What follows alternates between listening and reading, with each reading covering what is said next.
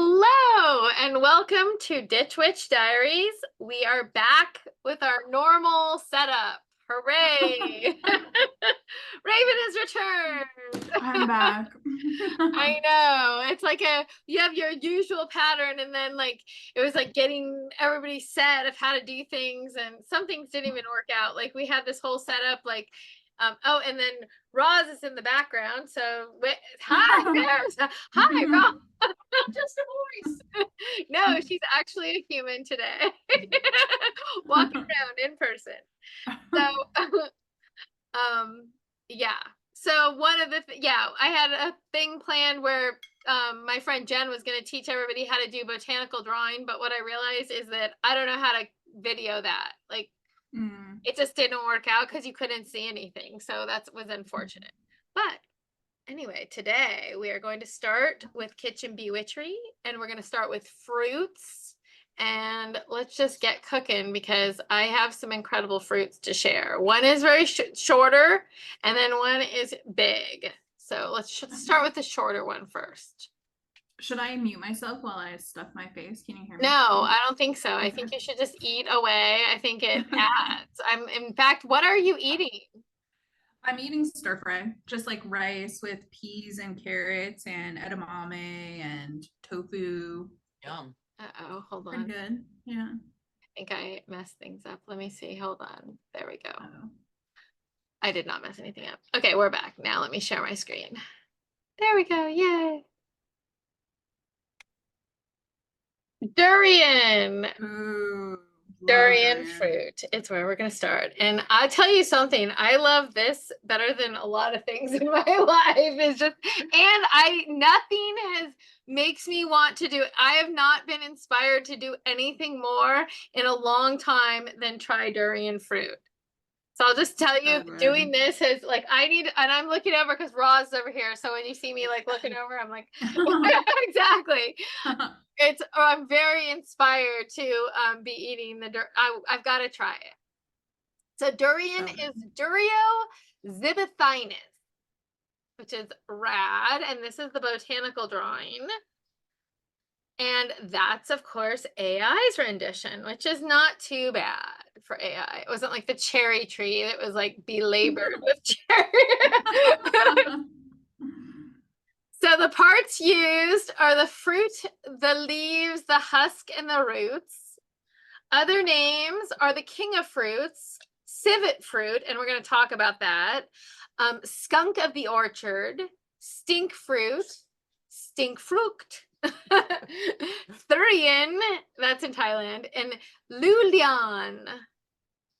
And I know, I love this. Don't you love this? This is just great. Yeah. This pitch, I love AI, and this is one of my favorite. I had to fight with AI too to get like, I'm like, no, I just need any person like looking distressed about durian, and AI does not want to give you distressed people, even if it's about a fruit. Like I had to like to explain. Sometimes if you explain though, then AI gets it better. Like you have to say, AI, some people don't smell durian right, and it smells yucky. Can you make somebody feeling that way? And then they're like, okay, it doesn't violate. You're like, okay. Anyway. So it has this, obviously this fruit has a spiky texture, and as we were talking about, it has a very strong scent. So some people, and it depends on where you land on what side of this, some people describe it as sickly or cloyingly sweet. Alternatively, there's a whole other crowd of people who either like smell it as rotten onions or gym socks or even death. Like it has a very horrible smell to it. So horrible that it is banned in public areas around Malaysia and Singapore. Some places it's banned in public because it's so horribly smelling to some people. Okay, to that lady, exactly, to her. The inside though, it has this custard caramel flavor interior, which it's supposed to be smooth and creamy and taste like caramel. I thought, I want to try this. I've got to see.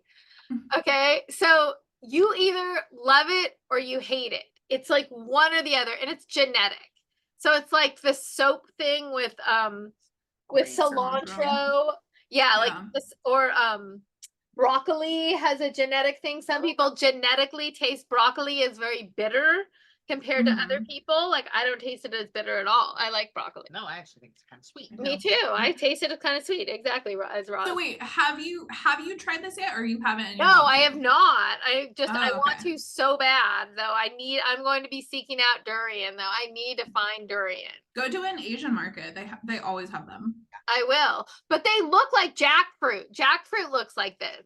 Which so Mhm. yeah, exactly. So these are native to Malaysia and Indonesia, but they also grow all over Southeast Asia, Borneo, Thailand, the Philippines.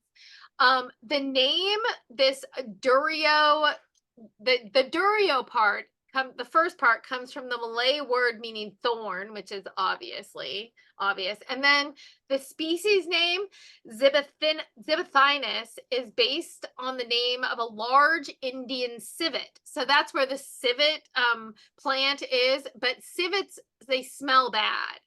So they have this really musky smell. So that's what it's named after.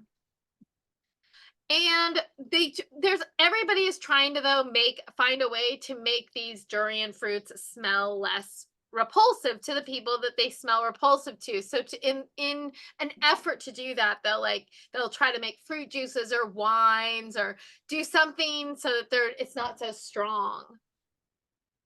And there's 15 different varieties of the durian.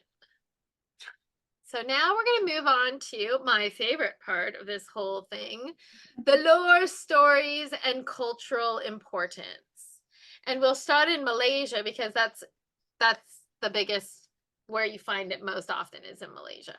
So durian trees in Malaysia, there's certain species of trees that have souls, and durian is one of those type of trees. And there's a saying that so they have these groves of durian fruit, and there's a saying that even if the jungle like overtook the durian, even the jungle occupants would fight over the durian fruit. It's so beloved. So people that love durian love it. It's so love or hate. Okay, so it's used in birthing ceremonies. There's durian festivals in Malaysia, and we're going to see this in other places as well. And this picture displays this. It's the orang mawas, which is the Malaysian Bigfoot story. And it's said that they love these orang mawas love durians, and so that's why the fruit grew the spiky shell outside it to protect it from the orang mawas. And so these durian fruit are said to be hot. They're hot in traditional Chinese medicine. And so you'll find different places, you'll find different ways that people are trying to cool you down after eating the durian. And one of the ways in Malaysia is that you're supposed to eat mangosteen afterwards to cool you down. And there's a saying in Malaysia called durian ranta, and it translates to falling durian, and it means a windfall of good luck. There's that. More Malaysia. It's so big. It's very culturally important in Malaysia, so we need to dig deep.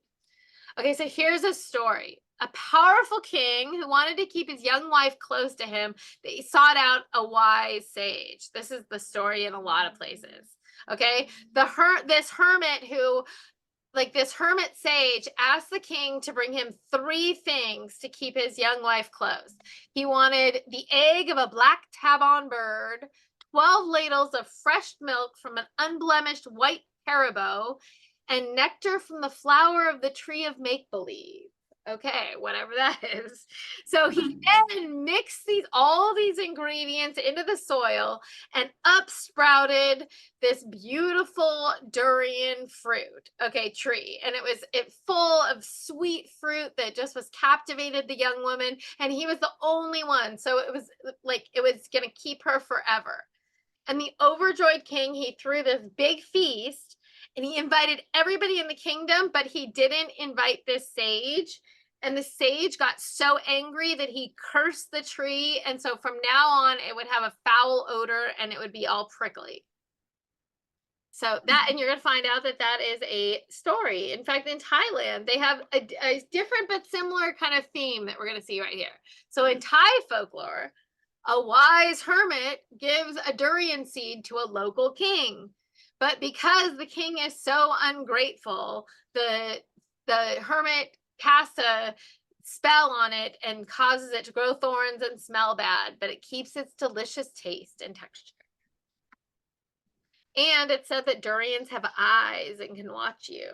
So that's a little creeptaculous.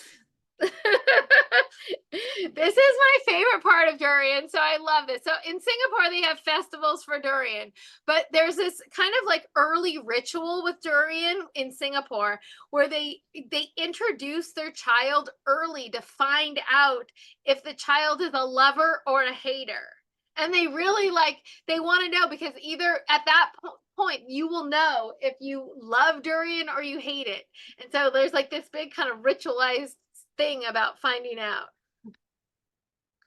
Okay, and in Singapore, see, they drink salt water out of a husk after eating it, and they say that it's to cool down. And so in Singapore, they have this thing culturally, and it's like this fear of kind of like FOMO, fear of missing out. And so they're very hesitant to like rock the boat or do anything like that would go against like tradition or anything. And so they say that like most people don't really believe that drinking salt water does anything or helps you or is cooling. Nobody really believes that. But because of like the cultural like fear of like rocking the boat or like missing out on like what you're supposed to do. Yeah, exactly. They still, it is traditional in Singapore still to drink what they'll offer it to people who like on the streets. They also have this weird mythology which has a little bit of truth but not much, that if you drink alcohol and you eat durian that you could have instant death. Like immediate death. Exactly. And it's just a myth, but durian does have impact on the liver. So, but not like nothing that would cause instant death. So that's a little extreme. Exactly. So, and then here's another little Singapore myth that like is probably not true at all. A durian will not fall on your head no matter how long you stand under the tree. Now, I don't know if that's true, but I advise people not to try. Yeah. So all over Southeast Asia, though, there's this really cool little story. Okay, so here's the little saying. It's that when the durian falls down, the sarong goes up, and it's like it's an aphrodisiac. So in Southeast Asia, like durian fruit is considered an aphrodisiac. So the correspondences. So the element is, you can't find any correspondences. So I told you what I was thinking. I was thinking like maybe earth because it's spiky and robust, but it's so like aggressive. It's got like such an aggressive scent. It's like an aggressive little thing there. And so the planet Saturn or Venus because of the creamy interior. And the astrological sign is Scorpio. First of all, I really thought about Scorpio because it not only because it's an aphrodisiac quality, but because there's this hiddenness about it, and it's very polarizing. Like it's a very polarizing thing. So, but another thing it could be also is Taurus because it is considered a delicacy in places. So, it's like often Taurus are associated with fine food and nice dining. So that could be it. So the chakra is the solar plexus and the root. And the Sabbat or the festival is durian festivals. They have their own festivals and birthing ceremonies. We saw that in the stories. So deities and such, the only thing I found is the connection to ancestors, that it was an offering for ancestors. So the magical properties. Ancestor offerings, imagine that. Abundance and prosperity. So it's used for fertility, bringing new things into being, manifestation, luck even. Concealment also. So like hidden treasures, silver linings, secret blessings, and protection. So the rotting smell conceals this delicious flavor. So there's something good on the inside. Luck. We saw that thing about the being under, like if you were luck, it translates, there's an actual like meaning about luck that's associated with this. And lust, aphrodisia. So there we go. Medical disclaimer. Medical. So what are the medical properties? So I saw something about being anti-cancer, and I shared it with you at the end. I'll share it with you. Anti-diabetic, antipyretic, anti-malarial, antioxidant, and a febrifuge. So traditional Chinese medicine, just like this is what I was telling you about. This is where that salt water out of the husk thing comes about, or the mangosteen, is because they're trying to combat like the natural heating properties that traditional Chinese medicine assigns to this fruit. Also, it's supposed to cut phlegm. It's supposed to be immune boosting and anti-obesity properties. It contains tryptophan, so, and the precursors to tryptophan, so, or so it's happiness, sleep, and metabolism are the 3 5-HTP things that it does. So those are the trifecta of good things. Sleep too. So sleep, happiness, and metabolism. And then regulates blood pressure. And it's also very nutritious. So it's an antioxidant. It's very nutritious. And these are my little, and you'll see the National Institute of Health is in there. So there you go. Let me stop my share here. Good. Okay. We'll see you at the next Ditch Witch Diaries.